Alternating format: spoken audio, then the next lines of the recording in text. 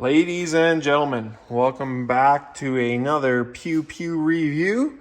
Today we've got the Canadian Stallion in the shop here. This is a PGW DTI M15 chambered in 6.5 Creedmoor. Let's dive into this beast and see what she's all about.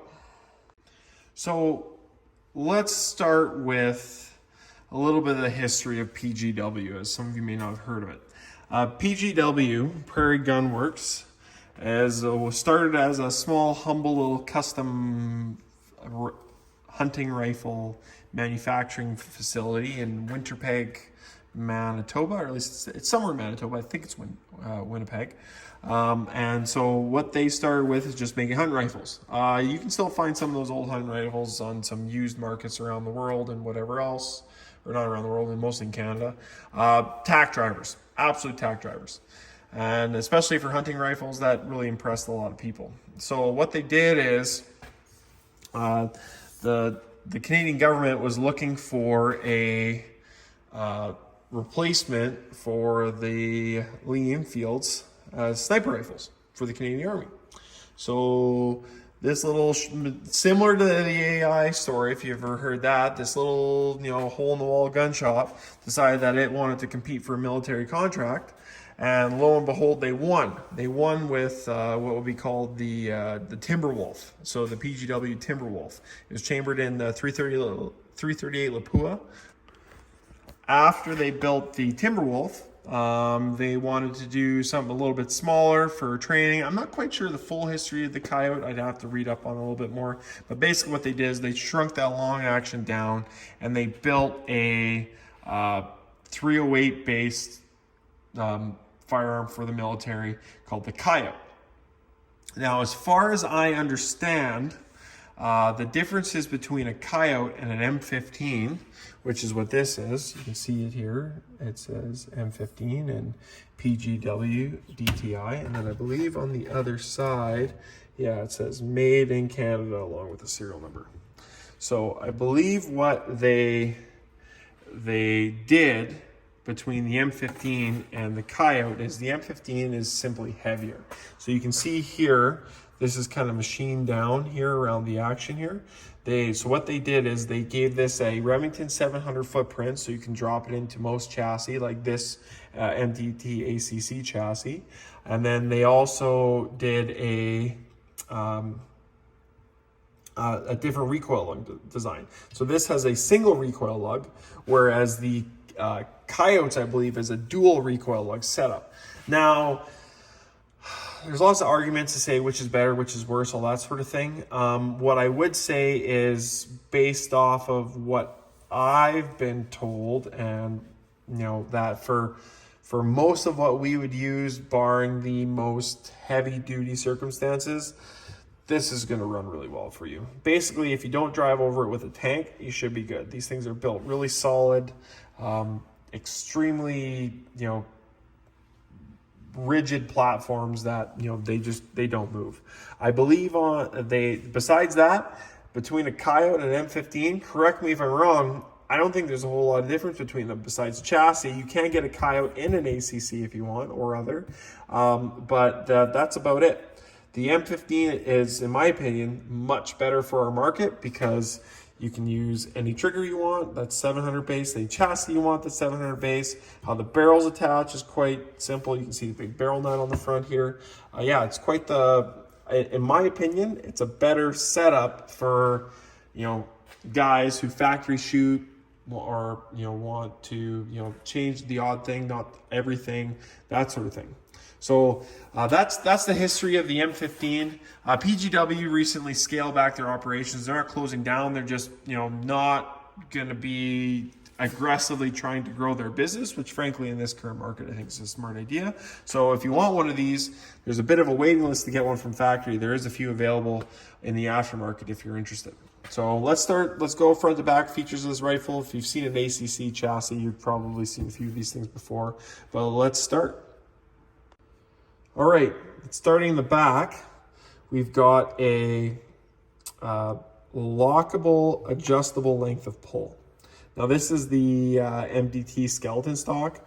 I like these, I don't like them. And the reason why I say that is I think they're heavy, too heavy for what they need to be. You can see there's a lot of metal, and they definitely could have skeletonized this a bit more by changing some of the layouts, you know, thinning out the webbing in the middle here. You know, there's lots of things they could have done, I think, to lighten this chassis up a little bit, which I think would have done wonders. You can see for me, I've got a relatively tall mount on here. So my comb adjustability, I'm like, you know, almost maxed out for my cheek. Now, obviously that would change depending on the riser and the scope riser you're using. I'm using a near mount here. I really like these things. I think they're way better for your scope. So that's why I didn't really want to change that. So that's why, hey, if that means I have a larger scope gap there, then so be it, because I wanted to run this mount. With the length of pull and comb riser, they are adjustable, but they are locking. So you can see here, there's Allen keys, so you can lock them and set them in place. I think that's brilliant. Basically what it does is it lets you adjust it for you, lock it in place so that you don't have to worry about it moving on you in the competition or in the field or whatever else, and keep moving and shooting a rifle. One thing I wish that PGW would have done with this is MDT makes a folder for these. I wish they would have included that from factory. I think that would have been a smart move. But they didn't. So, I mean, if I wanted to add one aftermarket, I'd have to, but then I'd have to also Cerakote it to match, which can be difficult. Moving up, AR-15 style grip mount. So, you know, basically whatever's out there. I mean, MPA makes some really nice vertical ones. This MTT one's okay. To me, it feels a little bit cheap. They could use a nicer plastic on it or rubberize it or something. But it does the job for the purpose. It's plastic, not metal, which I like because in Canada it's cold. So the cool thing about this is they've given you a couple options for thumb rests. So you can either put your thumb right there on the rifle, or there's a nice little groove right there. So if you want to have your thumb nice and straight for your trigger pull, it's pretty good. One thing I do wish, and I guess you can adjust this on this, is you can actually pull this back a little bit. So if you've got some bigger hands, you can actually, your grip can be further back. So like for me, see, I'm going to pull mine back a little bit. So just so my finger's nice, resting a little bit nicer on that trigger. So it's not quite as cocked back. Moving on to the trigger, if you peek in the top there, you can see a familiar logo to most of you. And so they've been using Trigger Tech triggers in these things. You can spec them however you want if you get them to custom build one of these or put one together for you. This is just the standard one that they did because I bought this one off the shelf from them that they had available. It's an amazing trigger. I'll close this for you. I'm just going to raise this up. So trigger pull on this thing, I haven't adjusted at all. It's probably somewhere around 3 pounds. I mean, if you've had a Trigger Tech trigger before, you know they're cream of the crop. As far as, okay, so that you guys just saw me pull the trigger on that. As far as pull the bolt back, smooth wise, I mean, this gun's not broken in at all. But you can see that it's tight. So it's with break-in, I'm sure it'll get a lot smoother. But right now, yeah, she's pretty tight in there. But I say that, and as a new firearm, I've seen these that are a little bit more well used, and they're significantly smoother. So there is that. 2-position safety obviously doesn't affect your bolt lift, which I don't mind. I know some guys, they like the 2-position safety where it locks your bolt close, especially if you're carrying your gun in the bush that way. So you put the safety on so your bolt can't open or whatever else when you're walking. I've never had that issue. So I use a 2-point mount sling and I walk it through the bush. So I would just leave it as is personally. But obviously that's a personal choice for you if you're carrying this thing in the bush. All right, let's talk bolt. It's a classic. They all look the same. If you get a Timberwolf, I believe they use the same bolts in all of them. It's got a nice slight helical design to it. I believe they do that for ice. So if you're operating this thing in the cold, it doesn't freeze up on you, so you can actually open it. It's a classic 2-lug design. Very simple, beefy, heavy, classic Remington 700 style bolt. It cycles and runs very smoothly. One thing I wish they would have done is done it similar to the Tikas, where if you have the bolt out, you can just do it one hand, slide it back in, no problem. Make it easier for reviews. But yeah, that's the gist of it for the action. The action, very solid. You can see it's got the top wall in here. The rail is separate. You can spec these rails however you want. This one I believe is a 20 or 30 MOA rail, which is enough for me for what I do with 6.5 Creedmoor. But I mean, yeah, if you want to go further, you can go further. If you want to go bigger, you can go bigger. The MTT ACC chassis has got a lot of really cool features on it. The ambidextrous mag release on the bottom here is pretty fantastic. I believe you can get these in the left hand as well now. They've got your barricade stop built in the front here. I find that's a very handy feature. Actually, I was out coyote hunting with another chassis. It's got a similar design to this. And this was great for shooting off fence posts with a bag or whatever else. It just came in really handy.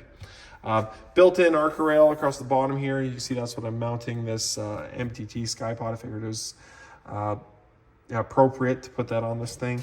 On the bottom here, you've got lots of options for mounting.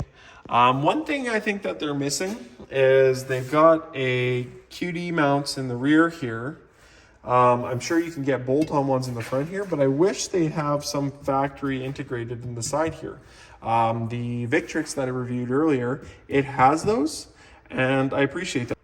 Interestingly enough, MTT opted to mount or finish the chassis with a cap piece here, which is bolted in place, whereas the Victrix Venus T that we just reviewed, it did not. It was just a solid integral piece of aluminum. I think that's just aesthetic, frankly. I don't think it's gonna make a big option. This probably just makes their machining a little bit simpler. As far as fit and finish goes, you can see this, it's perfect. There's some ejector marks on the action there.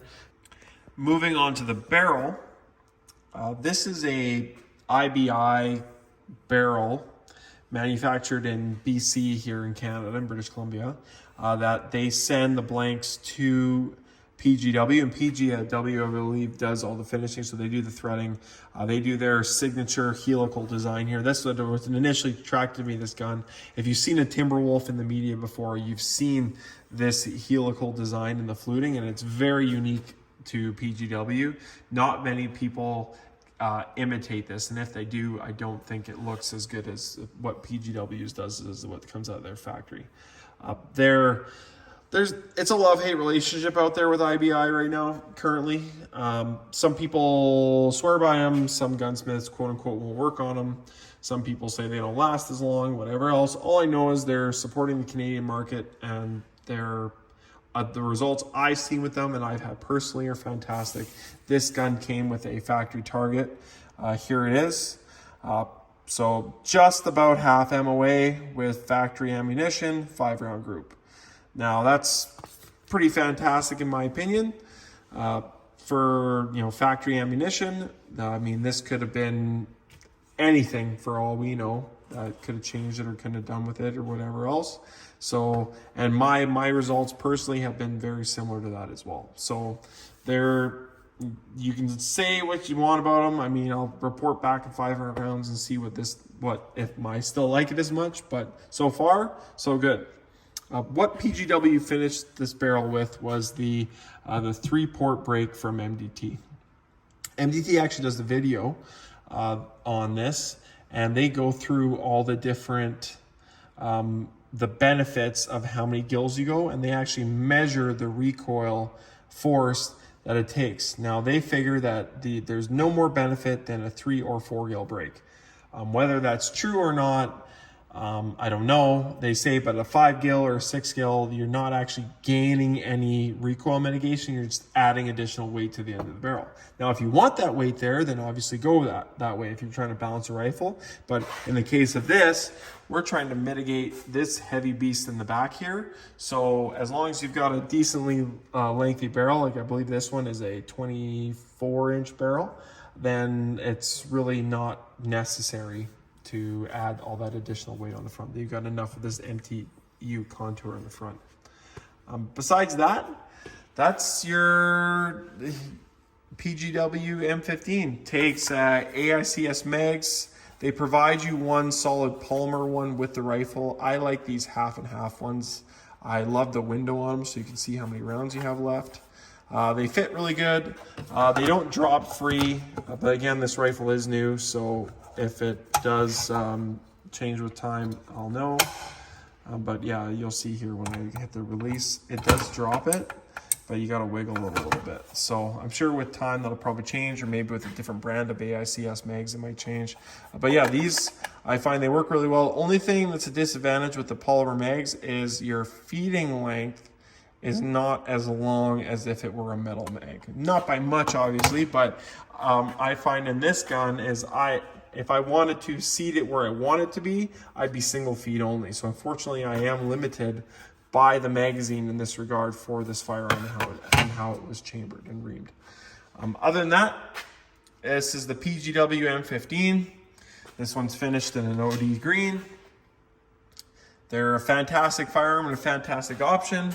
Not really available in the US, but in Canada, if you're looking for something that's incredibly accurate and Canadian made, look no further than PGW. Please like and subscribe and comment. If you have any questions, let me know. I'll be happy to answer them. Thanks and have a great day.